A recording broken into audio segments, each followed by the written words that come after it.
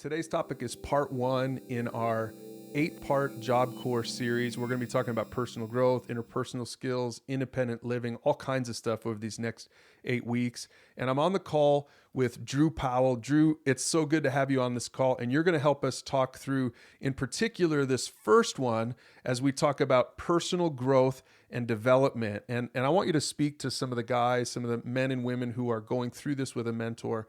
We're going to talk about what's called EQ. If you have high EQ, you have personal skills, attributes, and behaviors that foster confidence and drive for lifelong growth. So let's talk about what EQ is, because some students don't know the difference between EQ and IQ. Sure, your EQ or your emotional quotient measures your emotional and relational health.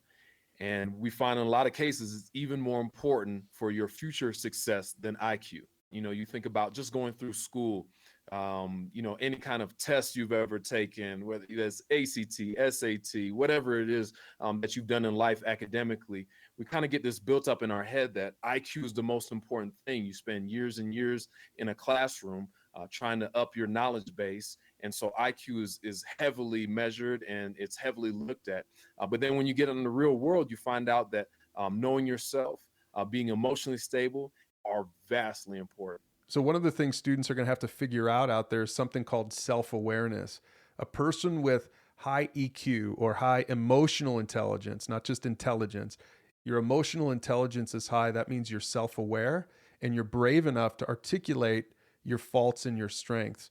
Drew, for you, was there a time in your life where you had to become a little bit more self-aware about what you were good at, what you weren't so good at? Yeah, absolutely. I think one of the things, going to college and then entering the workforce after that, I began to realize that, I didn't have it all together, that I needed help. And I think that's one of the big things. And it was huge for me because we're told a lot, especially in our culture, that you don't want to be seen as weak and that weakness is a bad thing. You always want to be strong.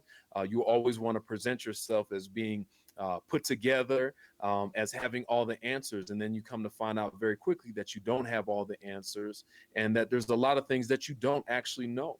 And so I think that's huge for us as people, because once we are aware of that, now we can actually begin to work on those things. One of the things that this requires is courage. You have to be brave. What does that mean that a student would have to be brave enough to articulate faults and strengths? But the funny thing about it is sometimes people already know that you're weak in those areas. And then now when you're actually able to admit it, it puts you in a place to be able to receive help. And so I think that it does take that initial step, but many times you're going to be met with tons and tons of grace and tons of folks that actually want to help you out when you say, hey, I need help in this area. Drew, let's finish up this first topic by talking about something called a growth mindset. A person with high EQ develops a growth mindset where they work hard to push against the low expectations for people in their situation. So I imagine, Drew, that some of the people in Job Corps, even for themselves, have low expectations. Maybe they get that from people in their family or from people at schools that they've been to. What is a growth mindset for someone at Job Corps? That's a big one because we are shaped by things that people have told us. And then the other piece is things that we've told ourselves. And so one of the big things there, I think, with a growth mindset, and you hear this a lot in sports and in different areas of life, but most of life is not about what happens to you. It's how you respond to those situations. And to me, a growth mindset is saying, you know what, I'm going to choose to respond in this way. These things might have been said about me, but I know those things aren't true. And so I'm going to respond in a correct way.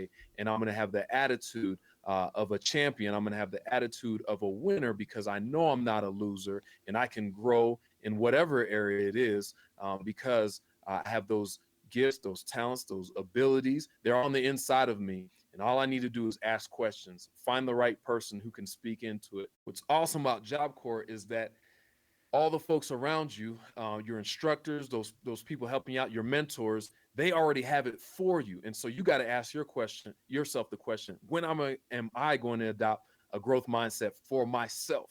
Because that's where it really, really matters. Well, that's enough for this first topic, Drew. talking about personal growth and development. And so, students out there, you're doing this with a mentor. I encourage you to use the questions below to have this conversation for yourselves.